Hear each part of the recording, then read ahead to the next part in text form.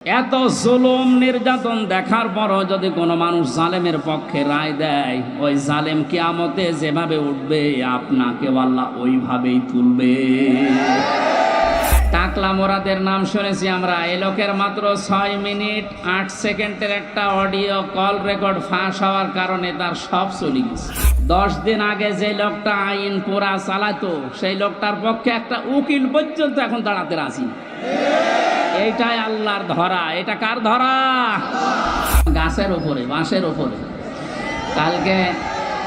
কালকে যেখানে ছিলাম এই বাগেরহাট, ওখানে ওরা 1-1.5 হাজার মানুষের আয়োজন করেছিল। লক্ষাধিক মানুষ হওয়ার কারণে তারপরেও এই বাড়িওয়ালার মতো, এইটাও কারেন্টের তার ভাই, খুব সাবধানে থাকবেন। যারা গাছে বাসে বিভিন্ন জায়গায় বসে আছেন খুব সাবধানে থাকেন। আমরা বেশি সময় না, ঘন্টাখানিক তাফসীরুল কোরআন মাহফিলে কথা বলবো ইনশাআল্লাহ। ওয়া মা তাওফীকি ইল্লা বিল্লাহ। প্রথমে মানুষকে বিচার করার জন্য আল্লাহ রাব্বুল আলামিন যখন তুলবেন, প্রথমে তার মুখের উপরে মোহর লাগিয়ে দেবেন। তার হাত এবং পাও, অন্যান্য অঙ্গ প্রত্যঙ্গ আল্লাহর সাথে কথা বলবে। সূরা ইয়াসিনের 65 নম্বর আয়াতে আল্লাহ জানিয়েছেন, আল ইয়াউমা নাখতিমু আলা আফওয়াহিহিম ওয়া তুকাল্লিমুনা আইদিহিম ওয়া তাশহাদু আরজুলুহুম বিমা কানু ইয়াকসিবুন। জোরে বলেন আল্লাহু আকবার। আল্লাহ পাক বলেন, আজকের এই দিনে তোমার মুখ আমি সেলাই করে দিলাম, মুখে মোহর লাগিয়ে দিলাম। তোমার হাত এবং পা, অন্যাঙ্গ পতঙ্গগুলো আমি আল্লাহর কাছে তোমার বিরুদ্ধে পক্ষে সাক্ষী দেবে। এই জন্য এই সাক্ষীটা আমরা যেন ঠিক রাখি। আমাদের হাত, আমাদের পা, অঙ্গ প্রত্যঙ্গ যেন কিয়ামতে ময়দানে মহাশারে আমাদের বিরুদ্ধে চলে না যায়। এমন এমন কাজে হাত দিয়ে করা দরকার, এমন এমন কাজে পা দিয়ে করা দরকার, কিয়ামতে যেন এটা আমার পক্ষে দাঁড়িয়ে সাক্ষী দিয়ে আমাকে জান্নাত পর্যন্ত পৌঁছিয়ে দেয়। এই যে আইদিহিম, তোমাদের হাত, এই হাত মানে শুধু এই হাত না। তাফসীরের ভাষায় এসেছে হাত মানে ক্ষমতার হাত। এই 17 বছর ক্ষমতার হাত যারা অন্যায়ভাবে ব্যবহার করলেন বিভিন্ন চেয়ারে বসে, আপনি বলেন তো কি জবাব দেবেন কিয়ামতে আপনার এই হাত দিয়ে? আপনার মুখ তো থাকবে বন্ধ, কথা বলতে পারবেন না, আপনার এই হাত আপনার বিপক্ষে চলে যাবে। এই জন্য আপনার জন্য আমাদের আফসোস হচ্ছে, আপনি এই 17 বছর জুলুম করার কারণে শুধু নিজের ক্ষতি করেননি, নিজের শরীর পর্যন্ত ক্ষতিগ্রস্ত করবেন। আপনার হাতও আপনার বিপক্ষে যাবে। প্রভাব প্রতিপত্তির হাত আছে। এলাকায় অনেকের ক্ষমতা ছিল না, কিন্তু প্রভাব প্রতিপত্তি ছিল। টাকা পয়সা, জমি জায়গা, অর্থ সম্পদের মালিক হওয়ার কারণে এগুলো জুলুমের পক্ষে কাজে লাগিয়ে মাজলুমকে আরো যেন জুলুম করা যায় সেভাবে ব্যবহার করেছিলেন। নিজের সাথে আপনি মিলান। তাফসীর মাহফিলে এসেছেন, অন্তত কিছু নিয়ে যান। আপনার মনের পরিবর্তন যদি কোরআন ঘটাতে না পারে, যেহেতু কিয়ামত পর্যন্ত হেদায়েতের বাণী নিয়ে আর কোনো কিতাব আল্লাহ পাঠাবেন না, সুতরাং এর কথা শুনে আপনাকে হেদায়েত পাওয়া লাগবে। আল্লাহ যেন আপনাকে পরিবর্তন হওয়ার তৌফিক দান করেন, আমিন। এরপরে যে সমস্ত হাতের কথা আছে, এমনকি শরীরের এই হাতও এর ভেতরে আছে। এই হাত দিয়ে আমরা এমন কোনো কাজ এখন থেকে মরণ পর্যন্ত আর না করি যেন আমার বিপক্ষে গিয়ে আমাকে আবার জাহান্নামে নিয়ে যায়। 2 নম্বরে ওয়ারজুলুহুম বিমা কানু ইয়াকসিবুন দিয়েছেন। আল্লাহ রাব্বুল আলামিন পায়ের কথা জানিয়েছেন। পা দিয়ে মানুষ শক্তিশালী কাজগুলো করে বেশি আমরা দেখি। এই পৃথিবীতে ইসলাম ধ্বংস করার জন্যে, ইসলামকে উৎখাত করার জন্যে এক শ্রেণীর মানুষ এখনো বিভিন্ন লাইনে শক্তি খাটিয়ে যাচ্ছে। এজন্য আমাদের পা, আমাদের হাত আমরা পক্ষে রাখি, আল্লাহর পক্ষে, কোরআনের পক্ষে, মানবতার পক্ষে। আল্লাহ তুমি তৌফিক দিও, আমিন। 2 নম্বরে সাক্ষী হয়ে দাঁড়াবে আপনার এই 2 কাঁধের ওপরে যারা আছে এরা। আল্লাহ পাক জানিয়েছেন, কিরামান কাতিবিন ইয়ালামুনা মা তাফআলুন। সম্মানিত 2 জন লেখক তোমাদের সাথে আমি আল্লাহ দিয়েছি, এরা সব সময় তোমাদের ভালো মন্দ লিখতে আছে। সুতরাং এই সাক্ষীটা আরো কঠিন। এই যে 2টা সাক্ষী 24 ঘন্টা আমাদের কাঁধের ওপরে বসে লিখতেছে, আমার তো আফসোস হচ্ছে এই 15 বছরে অনেকের অনেক কিছু লেখা হয়েছে কিন্তু প্রকাশ হয়নি, তাই ধরা পড়েনি। টাকলা মোরাদের নাম শুনেছি আমরা। এই লোকের মাত্র 6 মিনিট 8 সেকেন্ডের একটা অডিও কল রেকর্ড ফাঁস হওয়ার কারণে তার সব চলে গেছে। এরকম বহু কল রেকর্ড ফাঁস হওয়ার অপেক্ষায় এখন সামনে আছে। ভাতের হোটেলের মালিক হারুনের মাত্র কয়েক সেকেন্ড, সব হারিয়েছে। আমরা হাসির জন্য বলছি না, আমাদের এখানে হাজারো মানুষ যারা অনেকের এরকম রেকর্ড আছে যেন ফাঁস না হয়। এই সমস্ত দুর্বৃত্তদের থেকে শিক্ষা নেওয়া দরকার। আমাদের জীবনেও বহু রেকর্ড আছে, ওর 6 মিনিট 8 সেকেন্ড ফাঁস হয়ে যদি সব হারায়, কিয়ামতের ময়দানে এই যে 2 জন বসে আছে এরা কিন্তু সব ফাঁস করবে। না জানি আমাদের আবার সব হারিয়ে যায় কিনা। 3 নম্বরের সাক্ষীর কথা আমি পেয়েছি। এই যে জমিনে বসে আছে, এই জমিনটা কিয়ামতে সাক্ষী দেবে, মহেশপুরের এই জমিন। আখরাজাতিল আরদু আসকালাহা, আল্লাহ পাক বলেন মাটির ভেতরে যা আছে সব সেকাল, সবগুলো বোঝা জমিন সেদিন বের করে দেবে। সুতরাং এখানে বসে আছি, এই জায়গাটুকু যেন কিয়ামতে আমার পক্ষে দাঁড়ায়, বলে না আমি। এরপরের সাক্ষী হচ্ছে আল্লাহ আমার আমল নামা, যেটা আজকের তেলাওয়াতকৃত আয়াত দিয়ে আমরা যেটা আরম্ভ করবো ইনশাআল্লাহ। সূরা বানি ইসরাইলের 14-15 নম্বর আয়াত আল্লাহ জানিয়েছেন, ইকরা কিতাবাকা কাফা বিনাফসিকাল ইয়াওমা আলাইকা হাসিবা। আমল নামাটা হাতে দিয়ে আল্লাহ পাক বলবেন পড়ো। লোকটা পড়তে থাকবে, আল্লাহ জানিয়ে দেবেন এইটাই তোমার হিসাবের জন্য যথেষ্ট, আর কিচ্ছু লাগবে না। জান্নাতে যাবে না জাহান্নামে যাবে, এই আমল নামাটা যেটা ফেরেশতা লিখেছিল এইটাই বলে দেবে। আল্লাহর বান্দা এটা হাতে নিয়ে পড়া আরম্ভ করবে। কয়েক লাইন পড়ার পরে দেখবে না এইটা তো জনগণের সামনে পড়া যায় না, লাইনটা বাদ দিয়ে পরের লাইনে চলে যাবে। হাজার হাজার সিসি ক্যামেরা নিয়ে দাঁড়িয়ে আছে ফেরেশতারা।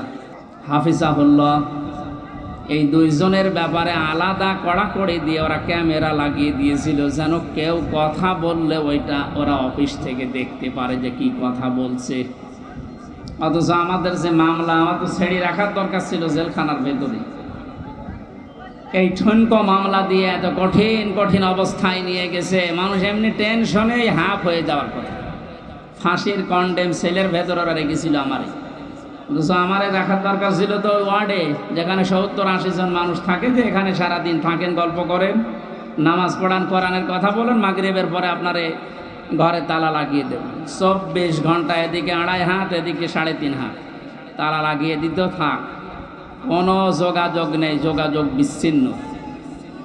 এই কঠিন অবস্থায় রাখার কারণে আমি বাস্তবতা একটা জিনিস টের পেয়েছি। কিয়ামতের ময়দানের এই যে আল্লাহ আমল নামাটা হাতে দিয়ে বলবে যখন পড়, এই লাইনটা আসলে যারা এই জুলুমের সাথে সম্পৃক্ত ছিল ওই জুলুমের কথাটা ওরা পড়তে চাবে না। কোন লজ্জায় পড়বে, হাজার হাজার মানুষ তার সামনে থাকবে। আল্লাহর ফেরেশতারা ডাক দিয়ে বলবে না, আজকে আর ফাঁকি দেওয়ার কোনো রাস্তা নেই। কত ক্যামেরা সামনে, সব ফেরেশতারা দেখছে, পড়ো এই লাইনটাও পড়ো, বিনা কারণে মানুষকে কেন কষ্ট দিয়েছিলে এইটা পড়ে শোনাও। যারা কষ্ট দিলেন এই 17 বছর, হাজার হাজার লক্ষ লক্ষ মানুষকে, আপনার বিবেকের কাছে বলেন তো আপনি কি পড়তে পারবেন কিয়ামতে ওই লাইন? পারবেন না। এই জন্য তওবা করার সময় যেহেতু এখনো শেষ হয়নি, পশ্চিম দিকে এখনো সূর্য ওঠেনি, আপনি এখনো তওবা করতে পারেন যদি আল্লাহ কবুল করেন। কিন্তু দুঃখজনক হলো সত্য একটা ভয়ঙ্কর তথ্য, আল্লাহু লা ইয়াহদিল কওমাজ জালিমিন, জালেমদেরকে আল্লাহ হেদায়েত দেয় না। আপনার কপালে যে কি আছে, নিজের কপালে আপনি নিজে কোড়াল মেরেছিলেন। যেন আপনার জন্য এখন আমরা যারা মুসলিম, আমাদের আফসোস হচ্ছে যে আপনি কি করলেন, দুনিয়াও শেষ করে দিলেন, আপনার আখিরাতটা ধ্বংস অলরেডি হয়ে গেছে। আপনার থেকে আমরা শিক্ষা নিতে চাই, আমাদের বাকি জীবনে যেন আমরা এমন কোনো কাজ না করি যেটা আমি জনগণের সামনে পড়তে পারবো না, ঠিক আছে?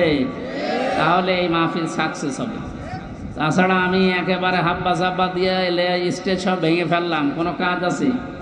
বাংলাদেশে ইসলাম কায়েম হয়ে গেল মনে করেন, কিন্তু আমার নাজাত হইল না, লাভ আছে? বলেন না কেন? ইসলাম কায়েম হোক না হোক আমার চেষ্টা করা লাগবে এই জমিনে।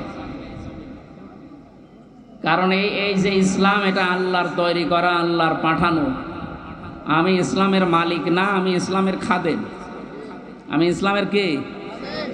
এই যে জমিনটা, এই দেখে মনে হয় 2-3 বিঘা জমিন এখানে পড়ে আছে, এই জমিনের মালিক হচ্ছে সভাপতি সাহেব, মুন্সি সাহেব। আমাদের মতো 8-10 জন কামলা, জন, মনীষ, পাট, লেবার যাই বলেন, উনি ভাড়া করিস যে আপনারা সকাল থেকে বিকাল 5টা পর্যন্ত এই জায়গায় ধান লাগান, এই জমিনে বিকাল 5টায় আপনাদের বেতন দিয়ে দেব। বিকাল 5টা বাজতে আর মাত্র 10 মিনিট বাকি আছে। কয় মিনিট?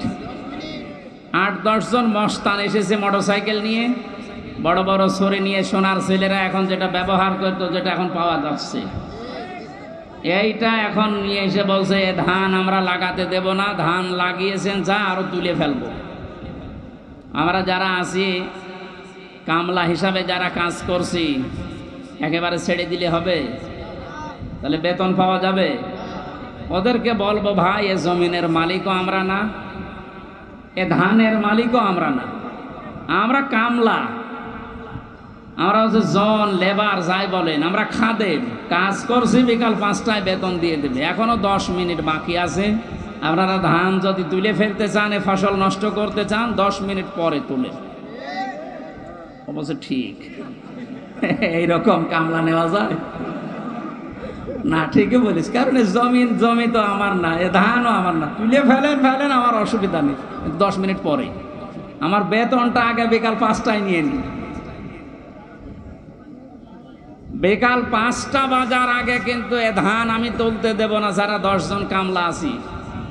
যদি তুলতে চাই, এরপরও মস্তানরা কটা কাটাকাটি হবে না?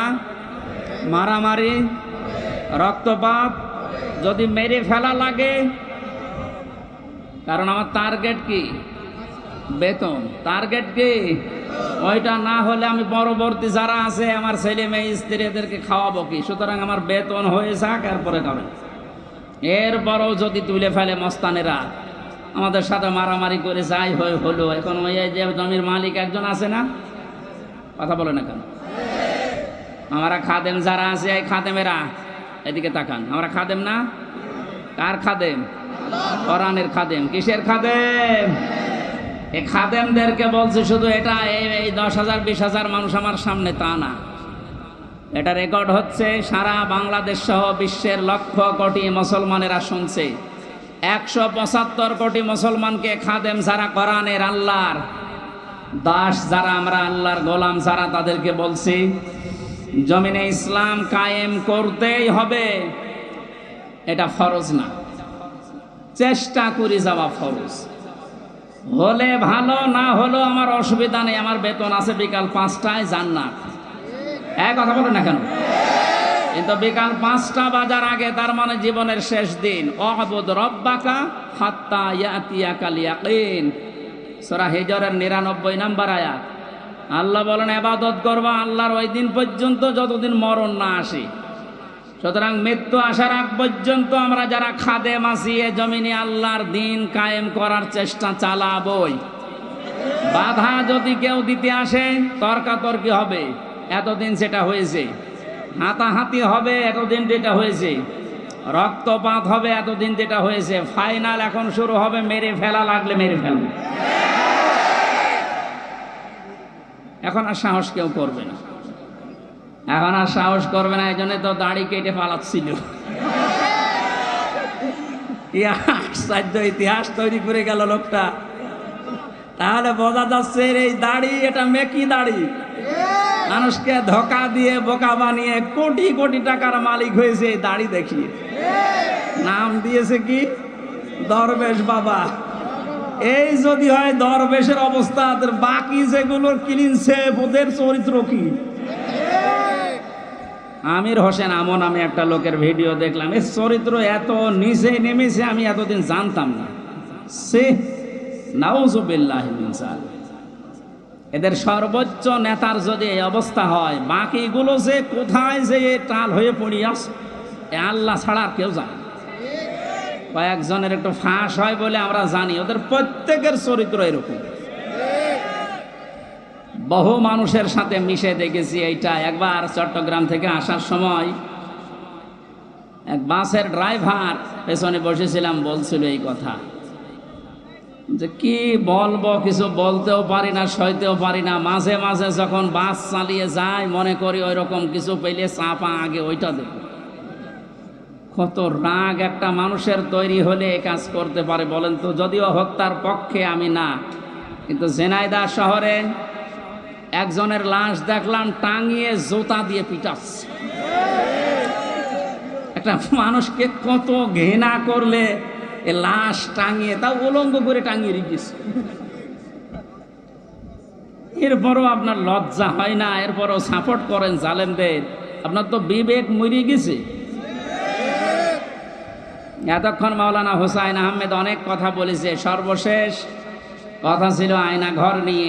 এই কথা শুনলে অনেকে মনে করছে আয়না ঘর মানে চারিদিকে আয়না দেওয়া।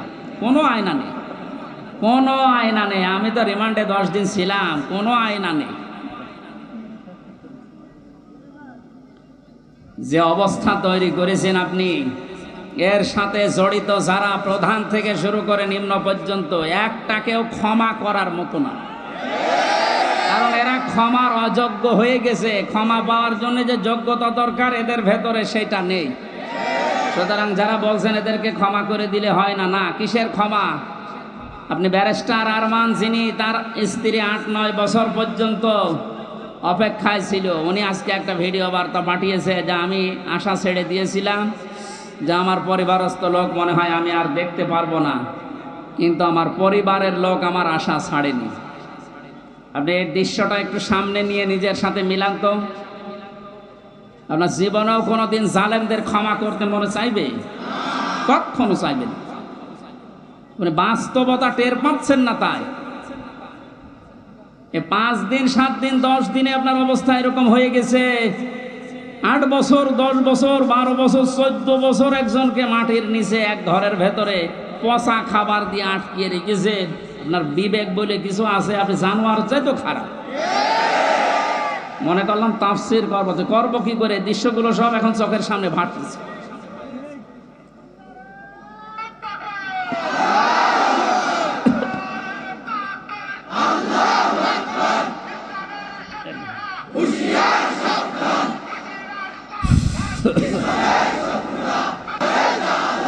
আলহামদুলিল্লাহ ভাই,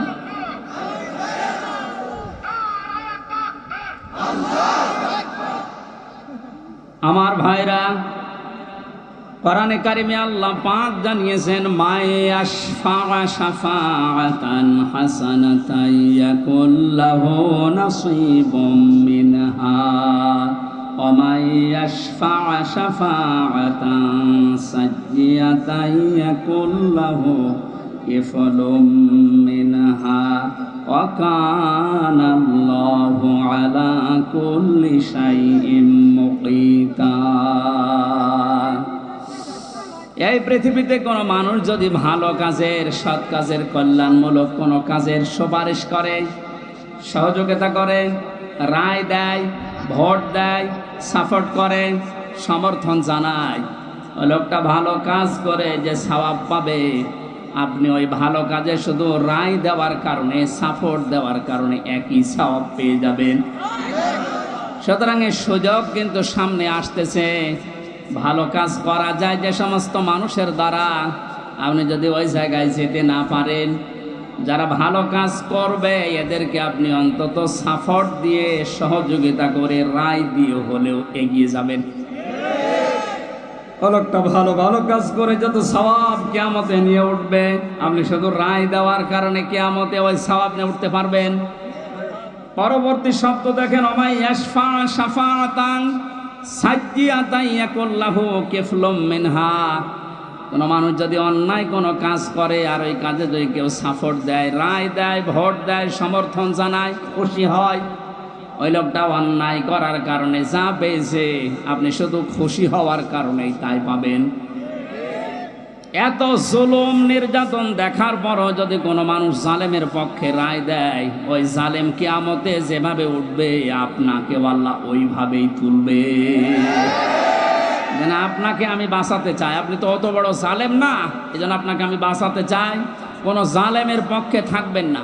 নবীজি বলেন তোমার ভাই জালেম হোক আর মজলুম হোক তাকে সাহায্য করুন। সাহাবী বলেন হে নবী, আমার ভাই যদি মজলুম হয় তাকে তো সাহায্য করা যায়, কিন্তু জালেম হলে তাকে সাহায্য করব কিভাবে? নবীজি বললেন তোমার ভাই যদি জালেম হয় তাকে তোমার দায়িত্ব এই জুলুম থেকে ফিরিয়ে রাখা, এইটাই তাকে সাহায্য। সুতরাং জীবন দিয়ে যে মানুষগুলো জালেমের কবল থেকে আমাদেরকে মুক্তভাবে এই দেশে বিচরণ করার সুযোগ দিয়ে গেল, এই মানুষগুলো কিয়ামতের দিন যেন শহীদ এই শব্দ নিয়ে উঠতে পারে, বলেন আমিন।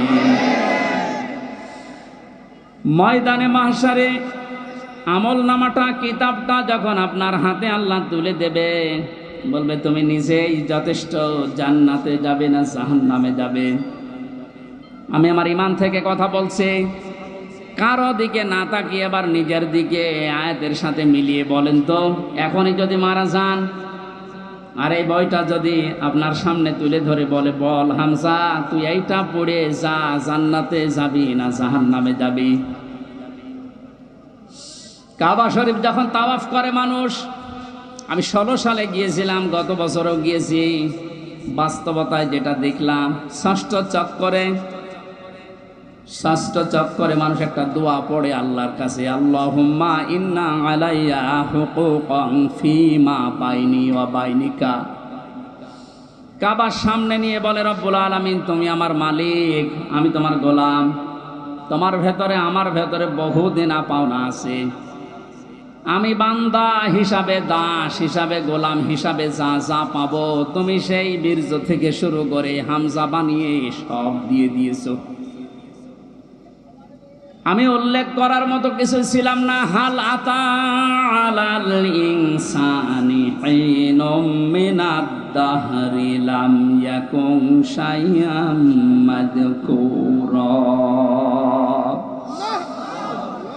মানুষ কি একটু চিন্তা করে না যে জন্মের আগে, পৃথিবীতে আসার আগে উল্লেখ করব এমন কোনো বিষয় লোকটা ছিল না।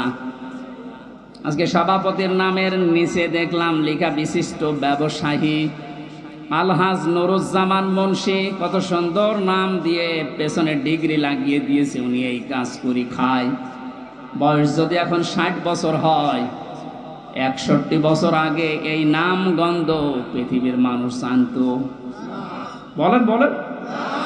শুধু এতটুকুই না, বাবার বীর্য যখন মায়ের রেহেমের ভেতরে দ্রুত গতিতে পাস হয়, আল্লাহ পাক বলেন ওই দিকেও একটু তাকাও, ফালিয়ানজুরিল ইনসানু মিম্মা খুলিকা মিম্মা ইন দাফিকি ইয়াখরুজু মিন বাইনিস সুলবি ওয়াত তারাইব। মানুষকে নজর করে দেখে না কি জিনিস দিয়ে তাকে বানালাম। বাবার স্ফলিঙ্গ দিয়ে দ্রুত গতিতে বের হয়ে যাওয়ায় না পাক পানিটা মায়ের রেহেমের ভেতরে জমা হয়। এই যে সলবন এবং তারাইব দিয়েছেন আল্লাহ। সলবন বলা হয় বাবার লজ্জাস্থান, তারাইব বলা হয় মায়ের লজ্জাস্থানকে। এই দুইটা শব্দ আমি তাফসিরের ভেতরে ব্যাখ্যায় পেয়েছি।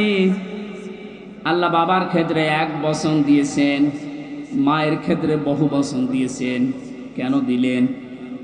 তাফসিরে তাবারি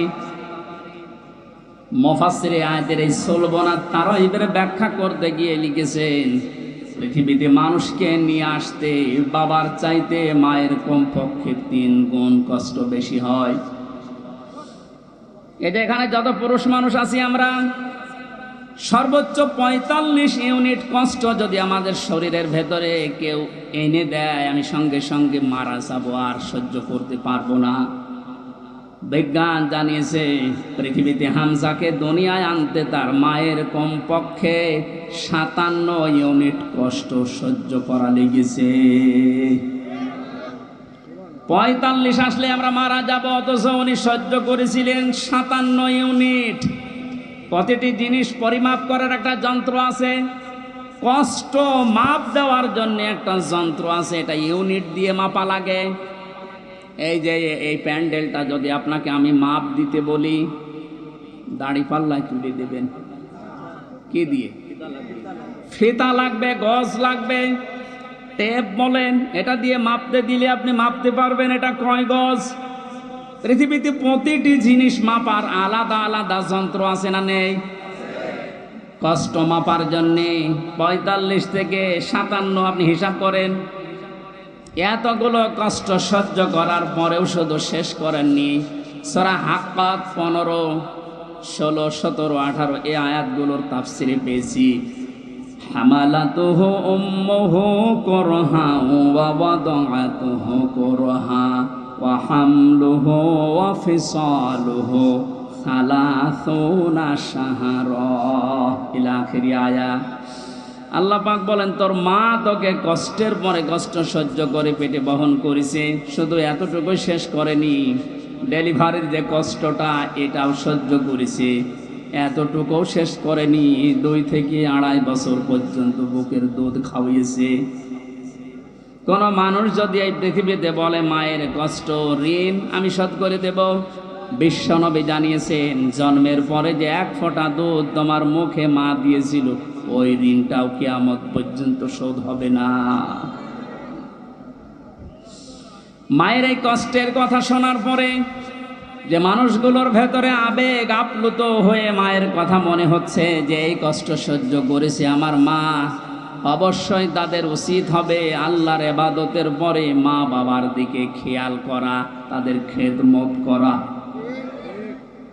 কোরআনে কারীম জানিয়েছে, ওয়াকাদা রাব্বুকা আল্লা তা'বুদু ইল্লা ইয়্যাহু ওয়া বিল ওয়ালিদাইনি ইহসানা।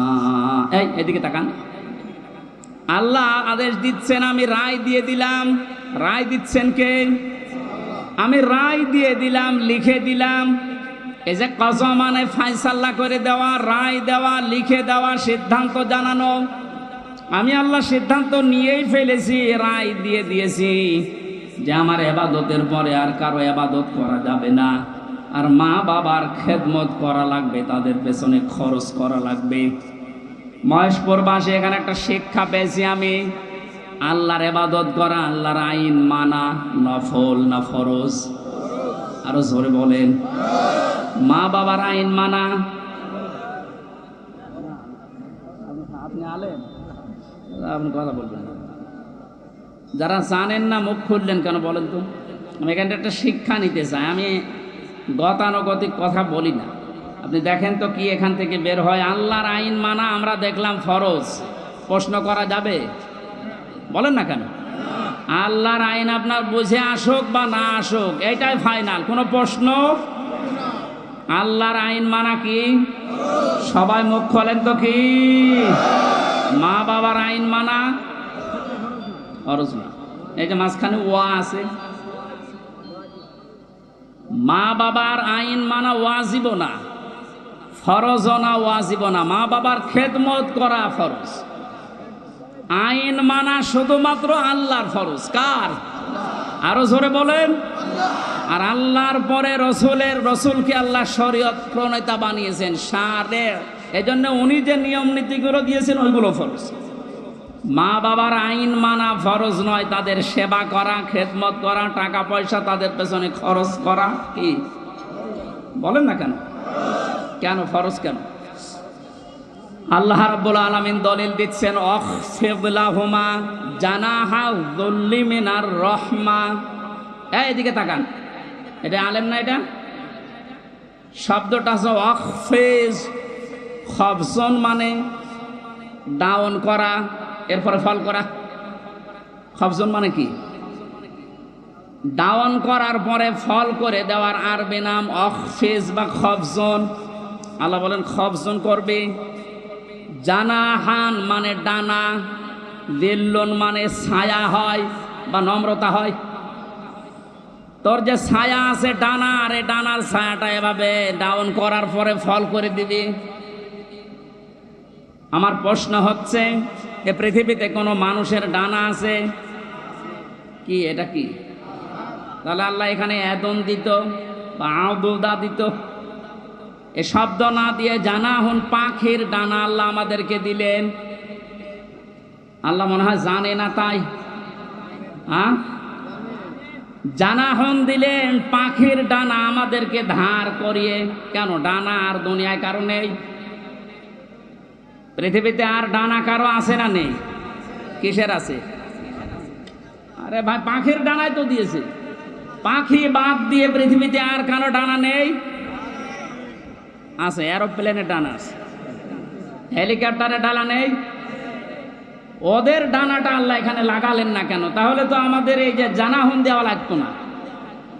পাখির ডানার কথা দিয়েছেন এই জন্যে তাফসির মাহফিলে আসতে হয়। আপনারা শুনতেছেন? জানাহুন শব্দটা আল্লাহ পাখির কাছ থেকে ধার করে আমাদেরকে লাগিয়ে দিলেন, কারণ আমাদের এই হাতের ভেতরে পর নেই, এর ভেতরে মোলায়েম কোনো কিছু নেই, সব শক্ত। পালক আছে, পর আছে, মোলায়েম করার কোনো কিছু নেই, এটা শক্ত। কিন্তু পাখির ডানার ভেতরে পর আছে, পালক আছে, একটার পরে আর একটা যখন লাগিয়ে দেয় সফট হয়ে যায়, কোমল নরম তুলতুলি হয়ে যায়। আল্লাহ এতটুকু শেষ করেন, জানাহাদুল্লি মিনার রহমা দিয়েছেন, যে পাখির ডানাটা শুধু ডানা এভাবে ডাউন করে না, ও যখন ডাউন করার পরে ফল করে দেয়, ওর নিচে পাখির বাচ্চাগুলো যাবার পর একটা কিচির মিচির আওয়াজ দেয়। বাংলাতে এটা বলে অনির্বচন সুখ। কি বলে? একটা অনির্বচন সুখ অনুভব করার কারণে ভেতর থেকে আওয়াজ হয় কিচির মিচির। আমরা মনে করি কিচির মিচির না, এ আনন্দটা, এ আওয়াজটা পাওয়ার জন্য আল্লাহ রাব্বুল আলামিন পাখির ডানাটা এই জন্যেই দিয়েছেন মানুষকে বোঝাতে, পৃথিবীর বান্দা বান্দিরা, তোমার মা আর বাবা যখন শেষ বয়সে চলে যাবে, তারা যেন তোমার এই পাখির ডানার মতো হাতের যে ছায়া, এর নিচে পড়ার পরে যেন একটা আনন্দ অনুভব করে, যে আমার হামসা থাকতে অন্তত আমার আর কোনো চিন্তা নেই। মহেশপুরবাসী কত আলেম এখানে বসে আছে, হাজারো মানুষ আমরা। বলেন তো, আমাদের মা আর বাবা এখন শেষ বয়সে এসে এইটা বলার মতো স্কোপ পাচ্ছে না? পাচ্ছে। আল্লাহ রাব্বুল আলামিন মায়ের কথা 3 বার দেওয়ার জন্য তারা বহু বচন দিলেন, আর বাবার কথা 1 বার দিয়েছেন। আমি যেটা পর্যন্ত এটা নিয়ে এসেছিলাম, নেই থেকে শুরু করে পর্যন্ত যিনি নিয়ে আসলেন, কারো সাহায্য যার লাগেনি। মার বাবার এই যে স্ফলিঙ্গ দিয়ে নাপাক পানিটা দিয়ে তাফসিরে পড়েছি, আল্লাহ 8টা জিনিস বানিয়েছিলেন: রক্ত, গোশত, চর্বি আর চামড়া, চুল, রগ, হাড় আর পর্দা। 8টা জিনিস যখন মায়ের রেহেমের ভেতরে এক হয়ে যায়, আল্লাহ পাক তখন ফেরেশতাদেরকে বলে, আমি আল্লাহ আমার রব নামের কারণে 5টা জিনিস একে দান করব। ওয়াজআলা লাকুমুস সামআ ওয়াল আবসারা ওয়াল আফইদা ইলা আখিরিল আয়া। সূরা নাহলের 78 নম্বর আয়াতের মাঝের অংশে আল্লাহ জানিয়েছেন, শ্রবণ শক্তি, দর্শন শক্তি, বাক শক্তি, আকেল শক্তি আর ঘ্রাণ শক্তি, এই 5টা আমি আল্লাহ নিজে তাকে দান করেছি। একটাও যদি কম দিতাম, দুনিয়ায় আসতো ওই লোকটা কিন্তু অপূর্ণাঙ্গ হয়ে। এখানে অনেকাংশ মানুষ আমরা সব পূর্ণাঙ্গ মানুষ, কয়েকজন হয়তো আছে বিকলাঙ্গ, অন্ধ, ন্যাংড়া, কিন্তু হাজারো মানুষ আমরা সব পূর্ণাঙ্গ মানুষ। আল্লাহ নিজের পক্ষ থেকে একটাও যদি কম দিত, তো কি অবস্থা হয়তো সারা জীবন, আপনি ভাবেন। আল্লাহ পাক এই জন্যই জানিয়েছেন, হে পৃথিবীর মানুষেরা, নেই থেকে শুরু করে উল্লেখ করার মতো একটা জায়গায় তোরে নিয়ে আসলাম, এরপরও আমার সাথে তোর নাফরমানি কমে না। কাইফা তাকফুরুনা বিল্লাহি ওয়া কুনতুম আমওয়াতান ইলা আখিরি আয়া। বালাগাত মান্তিক যারা পড়ায় বা জানে, কাইফা শব্দটা 11টা বিষয়ের আগে আল্লাহ ব্যবহার করেন। কাইফা শব্দের প্রথম ব্যবহার হচ্ছে মান্তিকের কায়দায়। আল্লাহরও বিশ্বাস হতে চায় না এমন জায়গাকে আল্লাহ কাইফা দিয়ে শুরু করেন।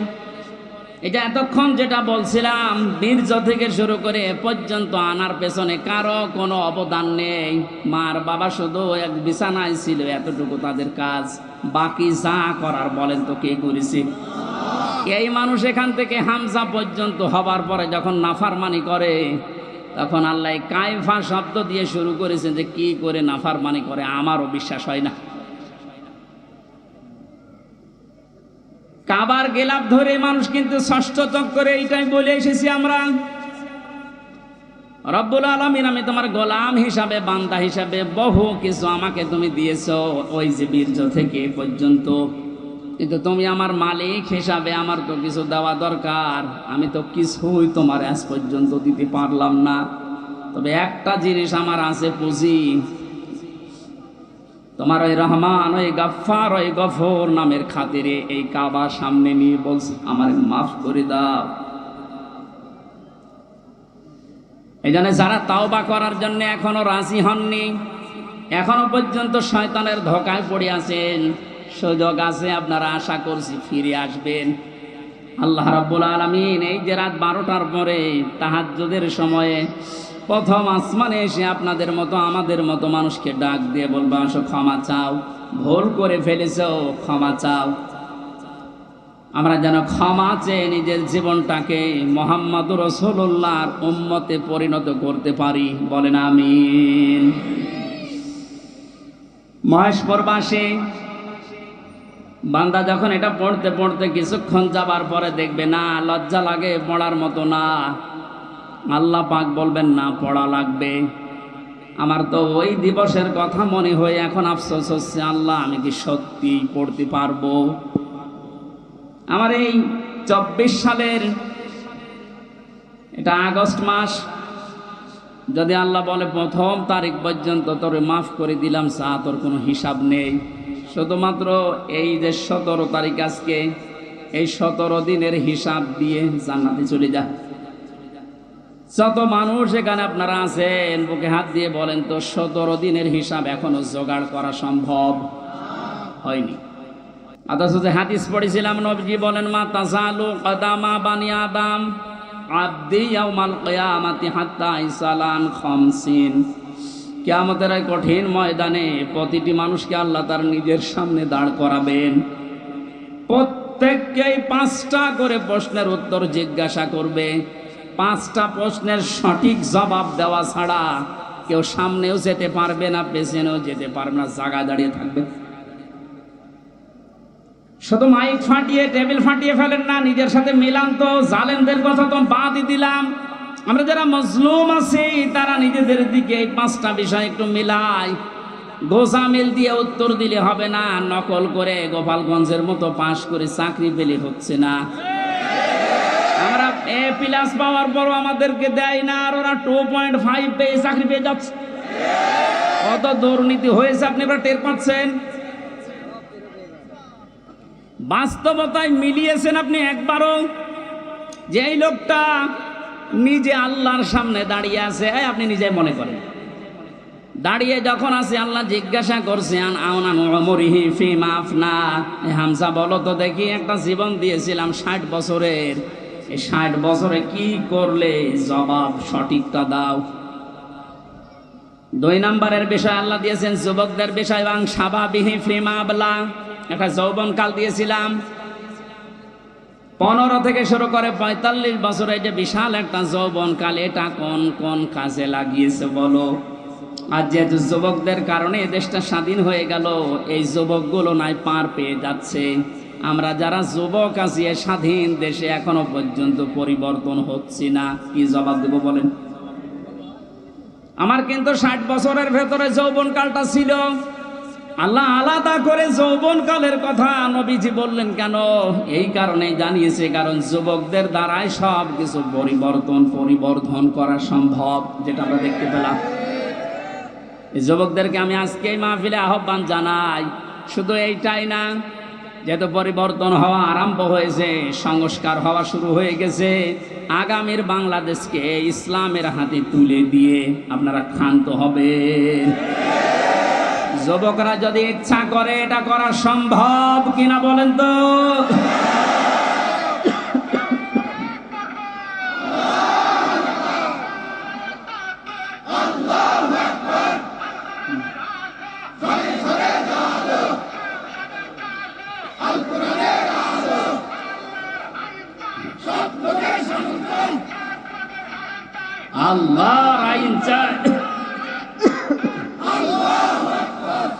আলহামদুলিল্লাহ, তাকবীর যেন আল্লাহ কবুল করেন এবং বাংলাদেশ চোখে যেন দেখান, বলেন আমিন।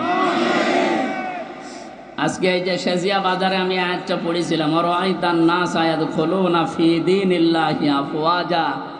হে নবী, আপনি যখন দেখবেন যে আল্লাহর সাহায্য এসে গেছে, তখন তো বিজয় হবে। দলে দলে পালে পালে মানুষ ইসলামে প্রবেশ করছে, যেটা আমরা এখন চর্মচোখে সারা বাংলাদেশে দেখতে পাচ্ছি। একটু যাদের বিবেক আছে, একদম মরে যায়নি, তারা আজ সব কিছু ভুলে ইসলামে চলে আসছে। কারণ ইসলামের মালিক ওরা জানে যে দেশে জামাত ইসলাম, শিবির, চরমনা, এরা না, ইসলামের মালিক কে? আর যারা আমরা আছি, আমরা ইসলামের খাদেম।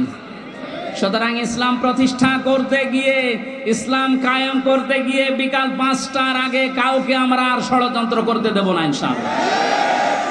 এই যে বিচারপতির নামে কলঙ্ক, মানব জাতি হিসাবে একদম কুলাঙ্গার এই যে মানিক। বিচারপতির নাম নিলাম এই কারণে, নাম নিয়েও গোনা হবে, কারণ এ মানুষের পর্যায়ে পড়ে না। ইসলামকে এই দুনিয়া থেকে মিটানোর জন্য, বিশেষ করে বাংলাদেশ থেকে যারা ভূমিকা পালন করেছে বেশি, তার ভেতরে এই অবৈধ বিচারপতি একজন। ওর কথাবার্তারা শুনলে শয়তান পর্যন্ত হাসে, বলে আল্লাহ তুমি আমারে শয়তান বানিয়েছো। এটা চোখে দেখনি? আমি মাঝে মাঝে ওরা দেখি আর ভাবি আমি তো শয়তান দেখি না, যদি দেখতাম মনে হয় এরকমই হতো। একটা টাটকা নির্ভেজাল শয়তান। সুতরাং এরকম শয়তানের অনুসারী যারা আছেন, তরিন আফরোজ থেকে বহু শয়তানকে 15 বছর দেখলাম। এখন ইসলামের যে উর্বর ভূমি বাংলাদেশে হচ্ছে, চলছে, কায়েম হওয়ার পথে, বাধা দিতে আসলে কিন্তু বিকাল 5টার আগে কোনো ছাড় নেই। এটা তো গেল কামলাদের। আর যিনি জমির মালিক এই যে বসে আছে, উনি যদি এসে দেখে সব ধান নষ্ট করে ফেলেছে, এরপরে উনি কিছু বলছে না, তার মানে ওনার কোনো শক্তি নেই।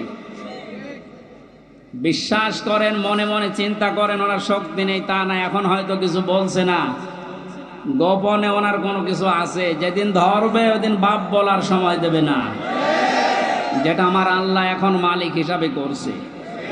ইন্না বাদশা রব্বিকা লাশাদীদ, তোমার রবের ধরা বড় শক্ত ধরা। নৌকা উঠে পালাতে গিয়েও পারে না।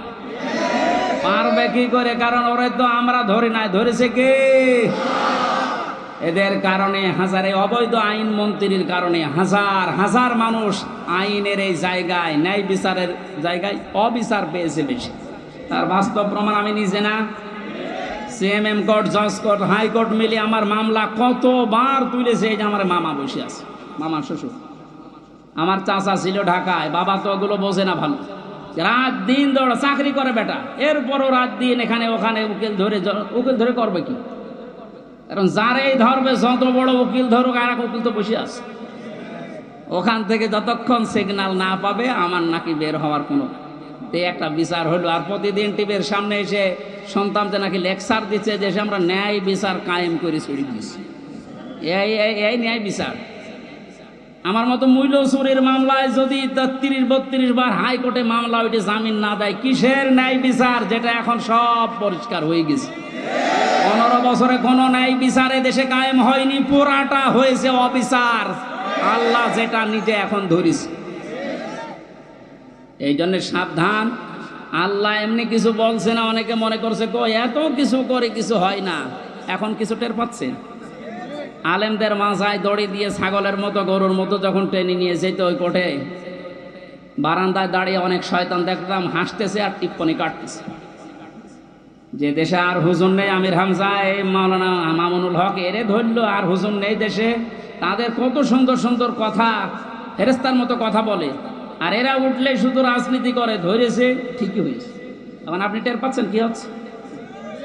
10 দিন আগে যে লোকটা আইন পুরা চালাতো, সেই লোকটার পক্ষে একটা উকিল পর্যন্ত এখন দাঁড়াতে রাজি না। এইটাই আল্লাহর ধরা। এটা কার ধরা? এই জন্য জমিনের মালিক যিনি, উনি যদি ধরে, বাপ বলার কিন্তু সময় পাবেন না। আমরা এখন এই আয়াতটা আল্লাহকে বলছি, আল্লাহ তুমি আমাদেরকে দেখাও যে দলে দলে মানুষ ইসলামে প্রবেশ করছে, এটা যেন আমরা দেখতে পাই, চর্ম চোখে দেখতেছি, এটা যেন আরো বৃদ্ধি বাড়ে। জোরে বলেন আমিন। কারণ এই জমিনে বহু মানুষ এই 52-53 বছর চালিয়েছি, আমরা দেখলাম না? বাবা চালিয়েছিল, স্বামী চালিয়েছিল, চাচা চালিয়েছিল, বউ চালিয়েছে, ভাবি চালিয়েছে। এক কথা বলছে না কেন? কিন্তু কোরআন দিয়ে চললে দেশটা কেমন দেখা যায় এটা এখনো আমরা দেখি নাই। এখন আমরা সবাই একমত, দলমত আর নেই। কোরআন দিয়ে এই দেশ চললে কেমন দেখা যায় ওইটা আমরা এই চোখে দেখতে চাই। কারা কারা দেখতে রাজি আছেন দেখি? লিল্লাহি তাকবীর।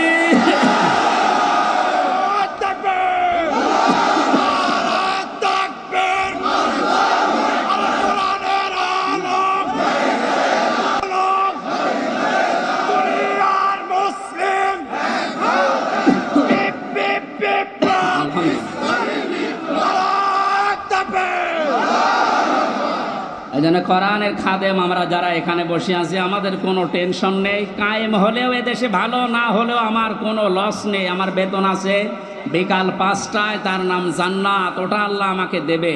কারণ বিকাল 5টা পর্যন্ত জমিটা একটু দেখে শুনে রাখতে পারলে উনি যেমন বেতন দেবে, আল্লাহ আমাদেরকে জমিনে কাজ করার জন্য বেতন দিতে পারে না? ওই বেতন পাওয়ার আশায় আছে। কিয়ামতের ভয়াবহতার কথা আজকের তেলাওয়াতকৃত আয়াতগুলোতে ছিল। যেহেতু আমরা বলেছিলাম 1 ঘন্টা, এই জন্য খুব তাড়াতাড়ি করছি, সামারাইজ করছি। আল্লাহ রাব্বুল আলামিন সূরা হাক্কাত 52টা আয়াত দিয়েছেন। কিয়ামতের যে ভয়াবহ দৃশ্য এগুলো আল্লাহ তুলে ধরেছেন প্রথম থেকে। পুরাটা তাফসীর করতে গেলে অনেক সময় লাগবে। সামনে আরো 2টা মাহফিলে এলাকায় আছে, আমরা ওখানে ধারাবাহিকভাবে বলবো ইনশাআল্লাহ। আজকে খুব কম সময় নিচ্ছি। হাক্কাতের 19 থেকে শুরু করে যতটুকু পারা যায়। আল্লাহ রাব্বুল আলামিন বলেন, ফাআম্মা মান উতিয়া কিতাবাহু বিয়ামিনিহি ফায়াকুলু হাউমুকরাউ কিতাবিয়া। কিছু তথ্য আছে নতুন আলেমরা যারা জ্ঞানী মানুষ যারা ভালো করে শুনবেন। আল্লাহ পাক বলেন কিয়ামতের কঠিন ময়দানে যেদিন বিচার শুরু হবে, ফাকাইফা তাত্তাকুনা ইন কাফারতুম ইয়াওমা ইয়াজালুল বিলদানা শিবা। এত কঠিন ভয়ঙ্কর জালজালা অবস্থা তৈরি করব, যুবক মানুষ বুড়ো হয়ে যাবে। ও বাংলার মুসলমানেরা, 8টা বছর যে লোকটা আয়না ঘরে ছিল আজকে দেখতে পেলাম। এই যে ব্যারিস্টার আরমান, যুবক বয়সের যে ছবি, 8 বছরে তার অবস্থান কোথায় গিয়ে দাঁড়িয়েছে আপনি তাকান। তা তো 8টা বছর জুলুমের স্টিম রোলার চলার কারণে তার অবস্থা এখন এই। অথচ আল্লাহ জানিয়েছেন কিয়ামতে এমন ভয়াবহ অবস্থা তৈরি করব, দৃশ্য দেখেই মানুষ সঙ্গে সঙ্গে যুবক মানুষ বুড়ো হয়ে যাবে। ওনার বুড়ো হতে সময় লেগেছে 8 বছর, কিয়ামতে আমার বুড়ো হতে সময় লাগবে কয়দিন? মুহূর্তের ভেতরে চোখের পলক পড়তে বুড়ো হয়ে যাবে মানে যুবক মানুষ। কি অবস্থা হবে এবার ভাবেন। ইয়াউমা ইয়াফিরুল মারউ মিন আখি, প্রথমেই পালাবে মানুষ দেখলেই তার আপন ভাই থেকে। ওয়া উম্মিহি ওয়া আবি, তার মায়ের কাছ থেকে, বাবার কাছ থেকে। ওয়া ফাসিলাতিহি আল্লাতী তুবি, আল্লাহ পাক বলেন তার জ্ঞাতি গোষ্ঠী, তাকে যারা আশ্রয় দিত এই মানুষগুলো পালাতে থাকবে। ও দুনিয়ার মানুষেরা, পৃথিবীতে আমরা বিপদে পড়লে, হামলা মামলার শিকার হলে আগে ভাই আগিয়ে আসে, বাবা আসে, বংশের লোক আসে, জ্ঞাতি গোষ্ঠী যে দল করি ওই দলের লোক আসে। আল্লাহ পয়েন্ট আকারে ওগুলো আগে দিয়েছেন যে এইগুলো আগে পালাবে। একটা বারের জন্য আপনার বিবেকে নাড়া দেয় না যে এইগুলো যদি পালায়? যারা ধোকা দিয়ে অনেককে 15 বছর বোকা বানিয়ে রেখেছিল, পীরের নামে হাজার হাজার লক্ষ লক্ষ ভণ্ড বেরিয়ে যে কোনো চিন্তা নেই আমরা আছি, ওরা আগে পালাবে। ওরা বিবেককে একটু রায় দেয় না যে মা যদি পালায়, বাবা যদি বলে না আমি বিয়ে করিনি, সন্তান পাবো কোথায়? আমার তো এই আয়াত পড়ার পর বিশ্বাস হয় 1,00,000 কোটি পীরেরা বলবে আল্লাহ দুনিয়া আমি পীরই ছিলাম, মুরিদ পাবো কোথায়? এই জন্য কোনো ভণ্ডের উপরে আশা আকাঙ্ক্ষা ভরসা না করে নিজের কাজের দিকে ভরসা করেন। আল্লাহ বলেন তোকে পড়তে দেব, পড়, ধরে আমল নামাটা পড়। ফায়াকুলু হাউমুকরাউ কিতাবিয়া ইন্নী যানানতু আন্নী মুলাকিন হিসাবিয়া। কিতাবটা হাতে নিয়ে পড়তে আরম্ভ করবে। আর বলবে অবশ্যই আমি এটা বিশ্বাস করে চলতাম যে আমাকে একদিন আল্লাহর দরবারে এভাবে হিসাব দেওয়া লাগবে। শুধু এই আয়াতটাই মানুষের জীবন পরিবর্তন করে দিতে পারে। কষ্ট হচ্ছে আপনাদের? আয়াতটার মাপ তাফসিরে আমি তাবারিতে পড়েছি। খলিফাতুল মুসলিমিন হযরত ওমর রাদিয়াল্লাহু তাআলা আনহু তার সন্তানটাকে একবার ভর্তি করলেন মাদ্রাসায়। হোসাইন রাদিয়াল্লাহু তাআলা আনহু ওই সময় প্রধান বিচারপতি হযরত আলীর সন্তান। তিনিও মাদ্রাসায় পড়তে বলে কলম ফেলে দিচ্ছিলেন, বলে তুলে দাও তুলে দাও তুলে দাও। 3 বার তুলে দেওয়ার পরে প্রধান মন্ত্রীর ছেলে এজন্য একটু রাগ হয়ে গেছে, ডাক দিয়ে বলে কলম ফেলে দিতে বলো, বারবার আমারে তুলতে বলো, আমি খাদেম তোমার চাকর। হযরত হোসাইন বলে ফেলেছেন তুমি শুধু চাকর না, তুমি চাকরের বাচ্চা, খাদেমের বাচ্চা। খাদেম বাড়িতে যে আব্বাকে বলছে আব্বা আমি আর পড়বো না। কেন? আমাকে গালি দিয়েছে, ছোট করেছে আমার বন্ধুদের মাঝে, তুমি বিচার করো হোসাইনের। আজকে না জমার দিন বিচার হবে। খুতবা দিচ্ছিলেন হযরত ওমর, ডাক দিয়ে বললেন হোসাইন এখানে আসো। বলে হ্যাঁ সামনে আসো। তুমি আমার সন্তানকে গালি দিয়েছ, খাদেমের বাচ্চা, খাদেম বলে অপমান করেছ। হযরতে হোসাইন বললেন হ্যাঁ আমি বলেছি। তিনি বলেন কেন বললেন? হযরতে হোসাইন ওখান থেকে দাঁড়িয়ে বলে খলিফা বুকে হাত দিয়ে বলেন তো আপনি কি আমার নানার খাদেম ছিলেন না? হযরত ওমরের কথা বন্ধ হয়ে গেছে, চোখের পানি ফেলে বলে আমি তো খাদেম ছিলাম, এভাবে তো ভাবি নাই। আমি যে খাদেম ছিলাম এটা তো আমি তো জানি। তুমি কি লিখে দিতে পারবে যে আমি নবীর খাদেম ছিলাম তোমার নানার? কাগজ নিয়ে আসেন। খেজুর পাতা নিয়ে এসেছে, লিখে দিলেন এই ওমর আমার নানার খাদেম ছিল, আমি দেখেছি। এতে হোসাইন ইবনে আলী সই করে দিলাম। কাগজটা হাতে নিয়ে হযরত ওমর বলে নবীর সাহাবীরা বিচার হয়ে গেছে। ছোট মানুষ আব্দুল্লাহ ও তো বোঝে না, বলে কি বিচার করলে বাবা? তুমি তো এখনো মারধর শুরু করনি। হযরত ওমর বলে সন্তান যে বিচার করিস এটা দুনিয়া না, মরণের পরও কাজে লাগবে। আমি এমনি জনান্তু আন্নি মুলাকিন হিসাবিয়া, আমি বিশ্বাস করে দুনিয়ায় চলি যে আমাকে হিসাবের মুখোমুখি হওয়া লাগবে। আমি ওমর 26 বছর বয়সে মুসলমান হয়েছি, বাকি এই কয় বছর ইবাদত বন্দেগী চাই করলাম, হিসাব দিতে পারবো কিনা জানি না। মারা যাওয়ার পরে কাগজটা আমার কাফনের ভেতরে দিয়ে দিও। আল্লাহ যখন আমাকে তার সামনে তুলে ডাক দিয়ে বলবে হিসাব দাও, জীবনে কিছুই যদি কবুল না হয় এই কাগজটা আল্লাহকে দেখিয়ে বলবো রব্বুল আলামিন তুমি আমার জীবনের কিছু যদি পছন্দ না করো, তোমার ভালো না লাগে, কাগজটার দিকে তাকাও, তোমার নবীর নাতি লিখে দিয়েছে আমি নবীর খাদেম ছিলাম, এ ওসিলাই হলেও তুমি আমারে মাফ করে দাও। জবাব দেওয়া, হিসাব দেওয়া কিয়ামতের ময়দান, এটা তাদের কোন পর্যায়ে ছিল? তারা কি বিশ্বাস করতো হিসাবিয়া? আর আমরা কোথায় আছি? আল্লাহ পাক বলেন হিসাব বড় কঠিন জিনিস, এজন্য আমার নবী পর্যন্ত প্রতিদিন 100 বার করে দোয়া করতো আল্লাহুম্মা ইন্না আলাইয়া হিসাবা ইয়াসিরা, হে আল্লাহ তুমি আর চাই করো আমার হিসাবটা সহজ করে দিও। নবীজি মাঝে মাঝে বলতেন সাহাবীরা আল্লাহর দয়া ছাড়া হিসাব দিয়ে কেউ জান্নাতে যেতে পারবে না। সাহাবীরা বলেন হুজুর আপনি? বিশ্বনবী বলেন আমারও সম্ভব না আল্লাহর দয়া ছাড়া হিসাব দিয়ে জান্নাতে যাওয়া।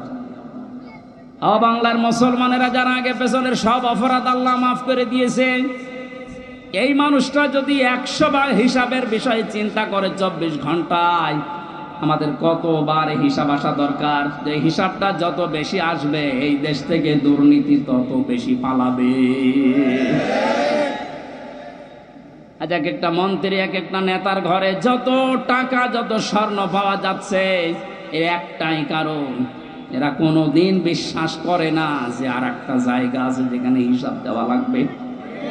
এখন যারা দায়িত্বে আছেন, পরবর্তীতে যারা আসবেন, তারা 100 ভাগ বিশ্বাস করে ওই জায়গাগুলোতে যাবেন যে আমি আর চাই করি, আমাকে কিন্তু হিসাবের মুখোমুখি হওয়া লাগবে।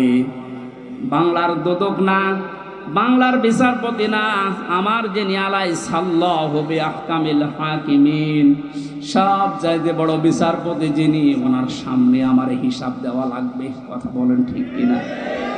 আমি হামজা সহ যত মানুষ এখানে বসে আছি, প্রত্যেককেই যেন এই আয়াতটা নিজের সাথে মিলিয়ে আল্লাহ আমাদের হিসাব যেন সহজ করে দেন। বলেন আমিন। ফাওয়া ফি ঈশাতির রাদিয়া, এই লোকটাকে আল্লাহ সন্তোষজনক জীবন দান করবেন। এদিকে তাকানে পারে যে তথ্যটা বলার জন্য এতক্ষণ পর্যন্ত এদিকে ওদিকে আমি ছড়িয়েছিলাম, এইবার সে পর্যন্ত এসেছি। আলেমদেরকে বলছি ফাহুয়া ফি ঈশাতির রাদিয়া, আল্লাহ পাক বলেন তাকে সন্তোষজনক জীবন দান করব। সন্তোষজনক জীবন কি? ফি জান্নাতিন আলিয়া, সুউচ্চ মাকাম জান্নাত যেটা, ওখানে আল্লাহ তাকে পৌঁছিয়ে দেবেন। কুতুফুহা দানিয়া, যার ফলগুলো হাতের নাগালে এসে নাড়াচাড়া করবে। কুলু ওয়াশরাবু হানিয়াম বিমা আসলাফতুম ফিল আইয়ামিল খালিয়া। আল্লাহর পক্ষ থেকে ঘোষণা আসবে, খাও, পান করো, মন মতো খাও। কারণ এই খাবারগুলো তোমাদেরকে জালেমরা দুনিয়ায় খেতে দেয়নি, এরকম আরামে জালেমরা থাকতে দেয়নি। 15 বছর অনেকে এই বাংলাদেশে নিজের স্ত্রীর কাছে রাখতে পারে নাই, নিজের ঘরে মাথা দিয়ে ঘুমাবে পারে নাই। এই কথা বলে না কেন? আম বাগানে, বাঁশ বাগানে, এমনকি ধানের ক্ষেতের ভেতরে মশারি টাঙিয়ে 15 বছর কাটিয়েছে এমন মানুষ ওই দেশে আছে। আল্লাহ পাক যেন তাদেরকে হাত ধরে ধরে বলছে, কুলু ওয়াশরাবু হানিয়া বিমা আসলাফতুম ফিল আইয়ামিল খালিয়া। এতদিন যা খেতে পারোনি, এখন মন মতো খাও। আমার মনে হয় সেই সময় আমাদের সামনে এসে গেছে। আল্লাহ যেন আমাদের আয়াতটা জীবনের সাথে মিলিয়ে দেন। বলেন আমিন। সন্তোষজনক এই জীবনে যাবার আগে যে বিষয়গুলো আল্লাহ সামনে নিয়ে এসেছিলেন, তার 1 নম্বরে ফাআম্মা মান সাকুলাত মাওয়াজিনুহু ফাহুয়া ফি ঈশাতির রাদিয়া। মানুষকে আল্লাহ মাপ দেবেন মিজানের পাল্লায়। কিসের পাল্লায়? জবান খোলেন। মিজান মানে না, মিজান মানে মানদণ্ড। মিজানের পাল্লায় আল্লাহ মাপ দেবেন মানে মানদণ্ড সামনে নিয়ে আসবেন। হাইকোর্টের সামনে দেখেন একটা দাড়ি পাল্লা দেওয়া আছে, এ দাড়ি পাল্লায় ওজন দেয় কি? ওটা ন্যায় বিচারের মানদণ্ড। সরকারে দেশের মানুষকে বোঝাতে চায় সারা দেশে অবিচার হতে পারে, এই হাইকোর্টে আসলে দাড়ি পাল্লার মতো ন্যায় বিচার বাবা। দুইটাই সমান না, একটাকে একটু এদিক ওদিকে আছে, একেবারে সমান সমান দেখবেন। আজকে এই ভোলটা ভাঙা লাগবে। আমার যতটুকু ধারণা, আমি লেখাপড়া করে যা পেয়েছি, এই ভোলটা যদি বাংলার জমিনে আজ ভেঙে যায়, হাজার হাজার মানুষ সঙ্গে সঙ্গে উল্টিয়ে যাবে। দেখেন তো আপনি মেলাতে পারেন কিনা। আমি প্রথমে যে উদাহরণ দিতে গিয়ে 2টা জিনিসের নাম বলেছিলাম। প্রতিটি জিনিস পরিমাপ করার জন্য আলাদা আলাদা জিনিস পাওয়া যায়। আমি গত 7 দিন 8 দিন ছিলাম মালয়েশিয়া, সিঙ্গাপুর, ওইদিকে থাইল্যান্ডের। ওখানে যে আলোচনার বিষয়গুলো সাবজেক্ট আকারে দিয়েছিল, তার ভেতরে মাওয়াজিন ছিল। বলে মাওয়াজিনের অর্থ আপনি বের করেন তো, একটা একটা করে 99টা অর্থ আমি আবিধান থেকে বের করেছি। এক একটা শব্দের ব্যাখ্যা করার জন্য আমার আলাদা আলাদা সময় দিয়েছি। কারণ ওই দেশে অনেক বড় বড় শিক্ষিত মানুষ স্টেজে থাকে, মসজিদের ভেতরে অথবা অডিটোরিয়ামে হয়। এখান থেকে আমি যেটা নিতে পেরেছি, এই যে মাওয়াজিনুহু দিলেন, মিজানের পাল্লার এই মাপটা যদি আপনি পরিষ্কার করতে না পারেন, ক্লিয়ার হতে না পারেন, আপনার অপরাধ প্রবণ জীবন থামবে না। প্রতিটি জিনিস পরিমাপ করার জন্য একটা উদাহরণ দিয়েছিলাম, এটা পরিমাপ করার জন্য ফিতা লাগে। চাউল পরিমাপ করার জন্য বাটখারা লাগে। কি লাগে বলেন বলেন? তেল পরিমাপ করার জন্য লিটার লাগে, সিসি লাগে। কেউ যদি এখন তেল মাপ করার জন্য ফিতা দেয়, মাপতে পারবে? এইটা মাপ করার জন্য দাড়ি পাল্লা দেয়, মাপতে পারবে? তাহলে প্রতিটি জিনিস মাপ করার জন্য আলাদা আলাদা যন্ত্র পাওয়া যায়। কিয়ামতে আল্লাহ ফাহুয়া ফি ঈশাতির রাদিয়া, সন্তোষজনক জীবনে আপনার পৌঁছে দেবে। এখানে যাবার আগে একটা কাজ যে করবে, মাপ। কি মাপ? মানে পরিমাপ। এই যে মিজানের পাল্লা বলছেন আপনি, মানদণ্ডে আল্লাহ মাপ দেবেন। আবার বলছে ভালো করে শুনবেন, গীবত করবেন না কিন্তু বাইরে যেয়ে।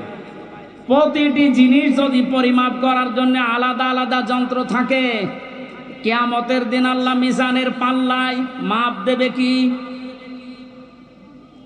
আমল। আমল কি মাপ দেবে? বলেন বলেন। আমল মানে কাজ, আমল মানে আরো জোরে বলেন। কাজ মাপার জন্য দাড়ি পাল্লা লাগে, ফিতা লাগে, লিটার লাগে, কি লাগে?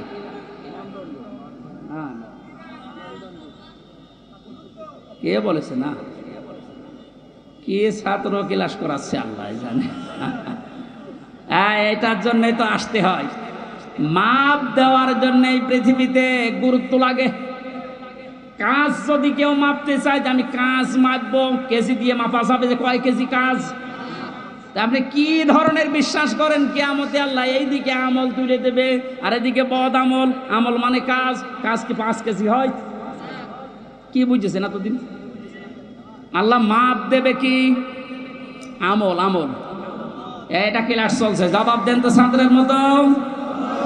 আমল মানে বাংলায়, আমল মানে বাংলায়, আবার বলেন আমল মানে বাংলায়, আরবিতে আমল, আরবিতে, ইংরেজিতে ওয়ার্ক।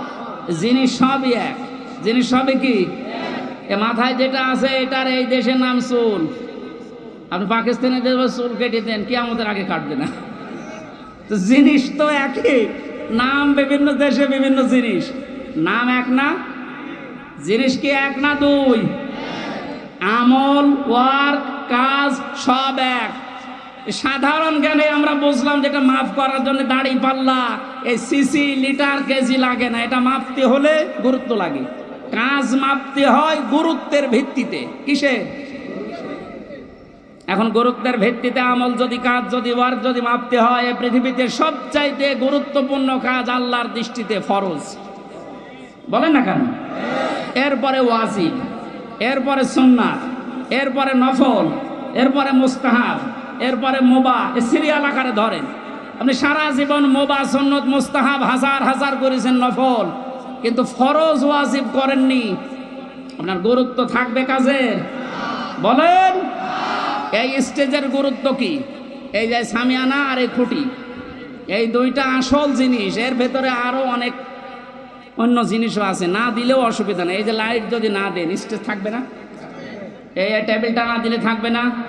এটা না দিলে বিউটিফাই হবে না। কিন্তু স্টেজ তো মানুষ বলবে যে সামিয়ানা আছে, খুঁটি আছে। আপনার জীবনে ফরজ কাজ 500। কয়টা?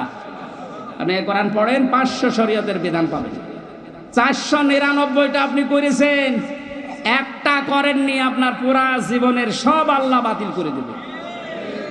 এটা বাতিল যে করিয়ে দেবে, কোথায় পেলেন? বলেন। আমি বেশি সময় নিয়ে ফেলছি, আর 5-7 মিনিট থাকবেন না? এই যে নামাজ, আমরা যারা এশার নামাজ পড়লাম, এশার নামাজের ভেতরে ফরজ ছিল 13টা, 12টা আদায় করেছে কেউ, একটা আদায় করে নাই। ওর নামাজে সওয়াব হবে 5টা। কি? 0, শূন্য, কিচ্ছু হবে না। এটা যেমন সহজে বুঝেছেন, কোরআনে কারিমে আল্লাহ 500 আয়াত শরীয়তের বিধান ফরজ এটা দিয়েছেন। 499টা মেনেছেন, একটা মানেননি। আপনার জীবনে সওয়াব হবে 0, শূন্য, কাজের কোনো গুরুত্ব নেই। কিয়ামতে আল্লাহ যখন মাপবে একেবারে 0 হয়ে যাবে। এই পাল্লাটা ভারী হয়ে যাবে। আমি আশা করি বোঝাতে পেরেছি। এই জন্য জীবনে ফরজ যেন না বাদ যায়। কথা বুঝেছেন? নামাজ পড়া যেমন ফরজ, রোজা রাখা ফরজ, হজ করা ফরজ, সম্পদ থাকলে যাকাত দেওয়া ফরজ, দিন কায়েম করার চেষ্টা করা কি? এইটাকে কেউ যদি রাজনীতি, দুনিয়ার কাজ মনে করে এড়িয়ে যায়, কিয়ামতে ওকে যখন আল্লাহ মাপ দেবে, কাজের গুরুত্বের ভিত্তিতে কিচ্ছু পাওয়া যাচ্ছে না। 12টা ফরজ আদায় করে একটা আদায় না করলে যেমন 0 হয়, কোনো সওয়াব হয় না। আশা করছি কথার অর্থ আপনি বুঝেছেন। এখন না বোঝার ভান করে আছে। আমার মনে হয় আপনাকে ঝড়ে কোদাল দিলেও আর আপনি বসবেন না, যা বোঝার আপনি বুঝেছেন, এখন আপনি আমল করেন। এই পর্যন্ত আমরা যা পড়েছিলাম 25 নম্বর আয়াত সূরা হাক্কাতের। 26 থেকে আলোচনা হবে সামান্তা মাদ্রাসায়। কয় তারিখে যেন এটা? যাদবপুর বাজারে কলেজ ময়দানে, ওখানে এই 26 আয়াত থেকে শুরু করবো। এই প্রচন্ড গরমে আর মানুষের চাপ আমি শেষ করে দিলাম। বারাকাল্লাহু লানা ওয়া লাকুম ফিল কোরআনিল আযীম। আল্লাহুম্মা আমিন। আমার ওই যে লিখিত বই আছে, গাড়িতে যাওয়ার সময় নিজে নিয়ে যাবেন, বাড়িতে লোকজনকে পড়তে বলবেন। রব্বানা যালামনা আনফুসানা ওয়া ইল্লাম তাগফির লানা ওয়া তারহামনা লানাকুনান্না মিনাল খাসিরিন।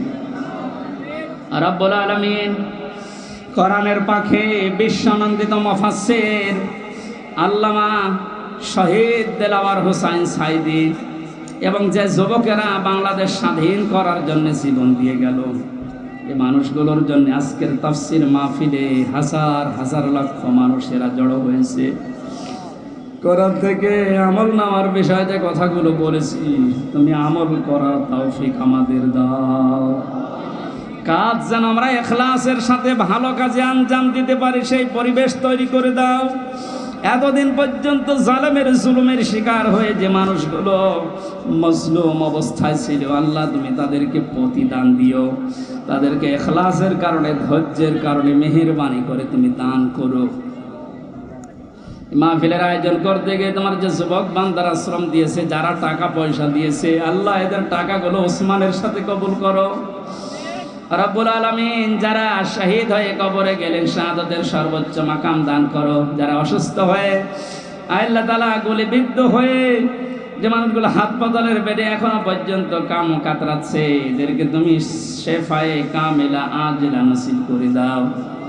এখানে হাজারো মানুষ আমরা আছি, আমাদের মনের কামনা বাসনা একটাই, তোমার কোরআন দিয়ে দেশ চলছে, এটা চললে কেমন দেখা যায় এটা আমরা দেখতে চাই। মা বোনেরা পর্দার আড়ালে বসে আছে, এরাও বহু কষ্ট সহ্য করেছে। আল্লাহ মজলুম মা বোনদেরকে তুমি কবুল করো দ্বীনের জন্য। তাদের পেটে তুমি হযরতে আয়েশার মতো, হযরতে হুসাইন হাসানের মতো সন্তান দান করো। এলাকায় আসলে তোমার বান্দা মরহুম আব্দুল হান্নান, তোমার আলেম বান্দার কথা মনে পড়ে, মাবুদ তাকে তুমি কবরে মাফ করে দাও।